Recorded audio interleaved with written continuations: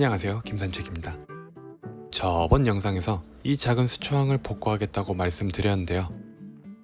네, 보시다시피 전경으로 깔려있던 수초인 쿠바펄이 싹 사라졌습니다. 이게 데미지를 많이 받아서 녹기도 했지만 이 안에 있던 엔젤이가 쿠바펄을 뽑아먹는 모습을 몇 번 봤었는데요. 그 때문에 그나마 남아있던 것들도 다 사라진 것 같습니다. 어쨌든 바닥 부분의 수초가 사라지면서 분진이 많이 남아있기도 하고 해서 어쩔 수 없이 리셋을 하기로 했습니다. 그래서 오늘은 이 수조를 초기화하는 과정을 담은 영상이 되겠습니다. 어항을 꾸밀 때는 어떻게 꾸밀지 계획을 짜두는 것이 좋습니다. 그래서 이번에도 어떤 느낌으로 꾸며볼지 대략적으로 그림을 그려봅니다. 이 어항은 전부터 유일하게 유경수초로 꾸미고 있었는데 이번에도 마찬가지로 유경수초로 해보려고 합니다. 하지만 예전보다는 조금 더 심플하게 바닥재를 평평하게 깔고 중후경 수초를 이용하여 조금 힘이 실리게끔 해볼 겁니다. 이렇게 초록색의 전경이 쫙 깔리게 해두고 엔젤 어항에 뒀던 바테리나나와 같이 우산 같은 느낌의 수초를 조금 심어두고 알테란테라 레인네키 미니보다 작은 붉은 수초를 포인트가 되게끔 앞에다 심고 키가 어느 정도 자라는 알테란테라 레인네키 미니를 심고 포인트의 한가운데에는 가늘고 기다란 초록색의 수초를 심어볼까 합니다.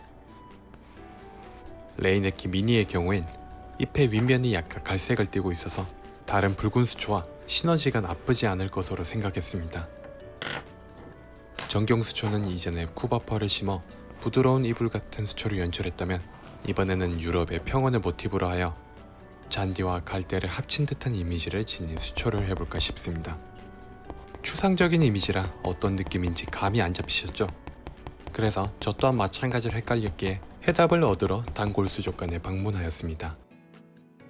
평원 같다는 느낌이 어떤 느낌인지 대략 짐작이 가시죠? 해당 수초는 니그로 워터론이라는 수초입니다. 사실 전부터 이 수초가 상당히 땡겼습니다. 뭔가 잔디와 갈대를 섞은 듯한 느낌이 강했었거든요. 그래서 언젠가 되면 이 수초를 한번 써봐야겠다 했었는데 때가 된 것 같습니다. 오랜만에 온 김에 수족관을 조금 더 둘러봤습니다. 여기는 거북이가 있던 수조인데 아무도 없나 싶어서 보다가 덩치가 꽤나 큰 거북이가 있어서 놀랬습니다.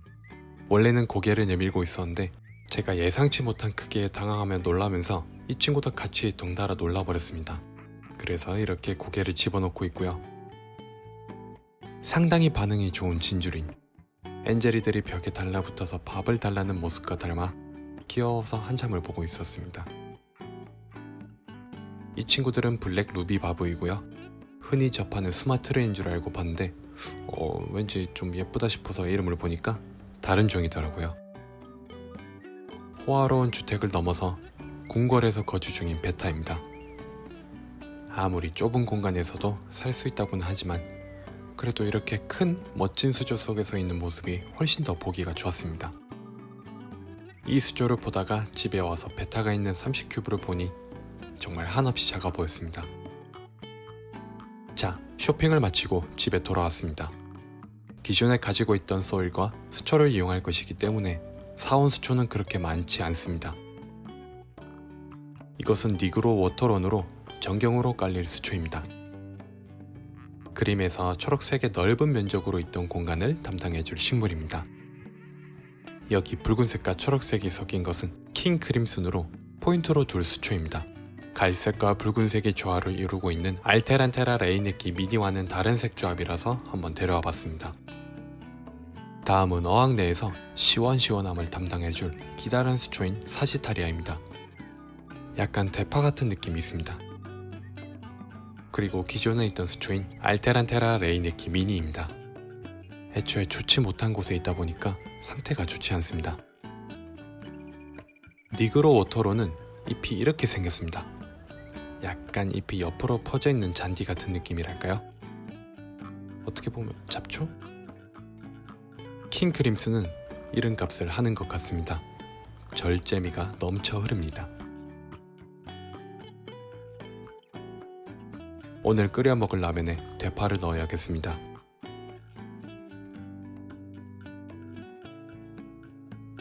세팅에 앞서 수초를 심기 전에 그리고 바닥재를 깔기 전에 맨 먼저 깔아줄 난석을 세척했습니다.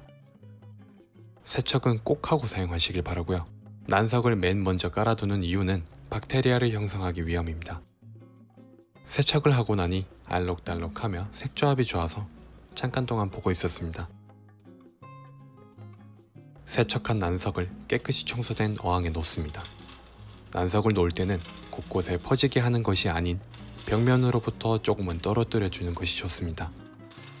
이유는 좀 이따가 관련된 내용을 보면서 설명드리겠습니다. 대충 놔두고 약간 펴줍니다.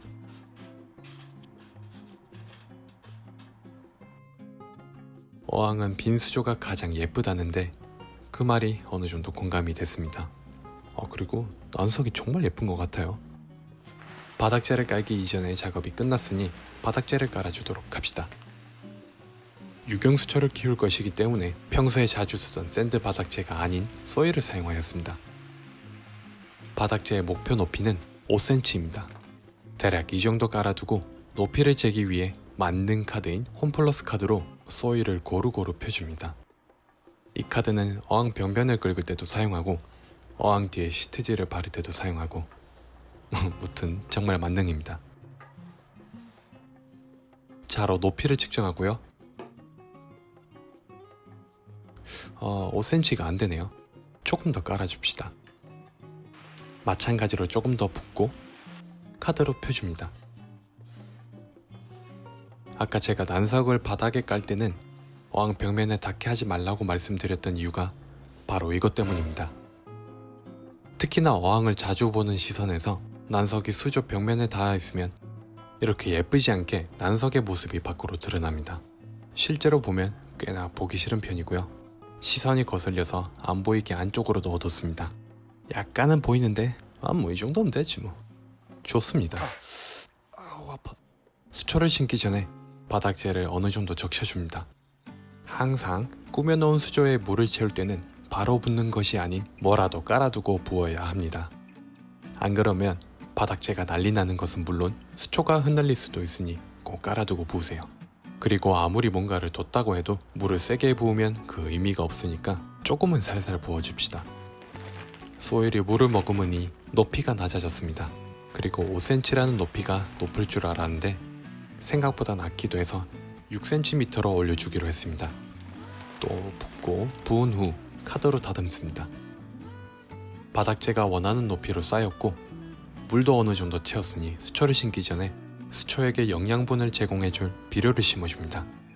넉넉히 8알을 심어주는데 포인트로 둘 곳을 주변으로 많이 심어줬습니다. 물을 채운 후 영양분과 이끼 관리를 위해서 환수지옥이 펼쳐질 것을 상상하면 정신이 아늑하지만 잘 자라줄 아이들을 생각하며 비료를 마저 심어줍니다. 준비가 다 되었으니 수초를 준비합니다. 혹시나 모를 달팽이를 위해 달팽이 제거제를 써서 검역을 해줬습니다. 알테란테라 레이네키 미니를 먼저 심기로 했습니다. 가운데로 몰아서 배치해볼까 생각도 했지만 하려던 대로 오른쪽으로 조금 몰았습니다. 다음은 킹크림슨을 심어주고요. 키가 레이네키 미니보다 작을 것이기 때문에 레이네키 미니보다는 앞쪽으로 뒀습니다. 파인애플 머리 부분을 심는 것 같기도 하네요. 그리고 남은 작은 레이네키들을 마저 심어주고요.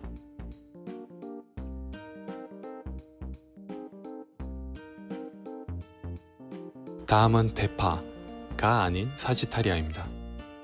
자, 여기서 주의해야 할 점은 저처럼 드라이 스타트를 하실 분들은 이렇게 키가 큰 수초는 나중에 식지 않은 편이 좋습니다.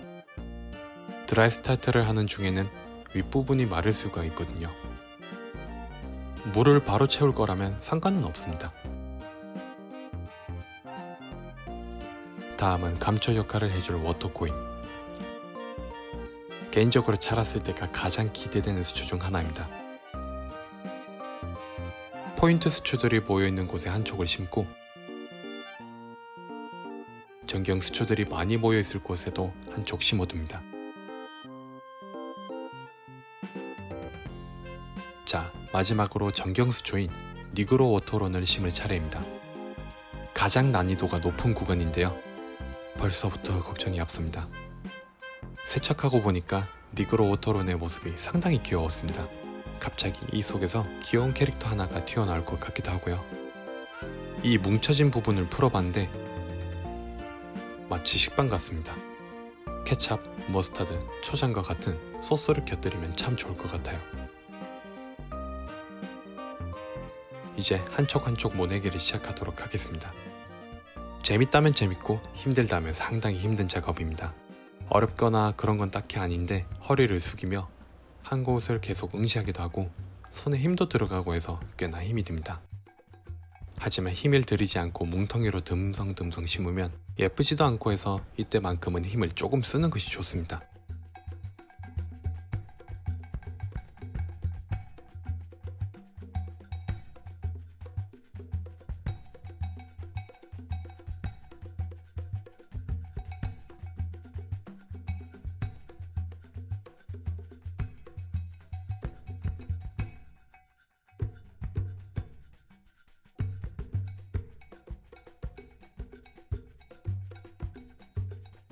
가능하면 다 찍어보려고 했는데 작업 능률이 너무 떨어져서 이 이상의 과정을 스킵하겠습니다.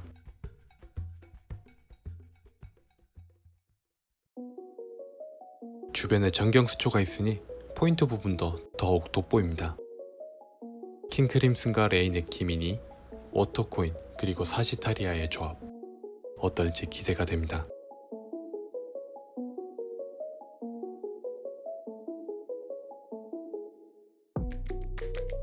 아직은 물을 채우지 않았기에 키가 큰 수초들밖에 보이지 않습니다. 니그로 워터로는 보이지도 않네요. 포인트가 되는 부분, 이곳에서 새우들이 평화롭게 뛰놀 것을 상상하니 벌써부터 설레입니다. 이 워터코인은 어떻게 자라줄지 무척 궁금하기도 하고요. 아까 제가 드라이 스타트를 한다고 말씀드렸는데 드라이 스타트란 이렇게 세팅을 하고 물을 채우지 않고 수조에 랩을 씌워 분무질을 해주면서 식물들이 뿌리 내리는 것을 기다리는 시작 방법을 의미합니다.